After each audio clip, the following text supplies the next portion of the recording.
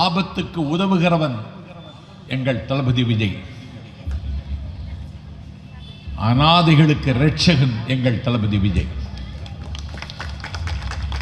கரூர் துயரம் நடந்துவிட்டது. அது ஒரு துன்பியல் நிகழ்வு.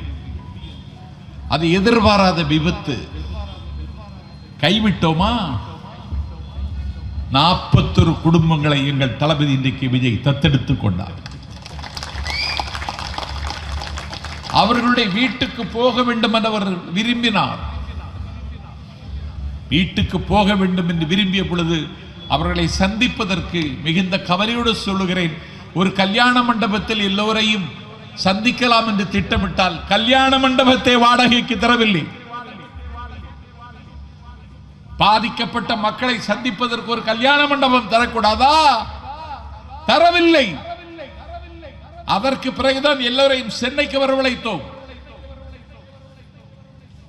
அவர்களை வரவழைப்பதற்கு முன்னாலேயே ஒவ்வொரு குடும்பத்திற்கும் 20 லட்சம் ரூபாய் கொடுத்தார்.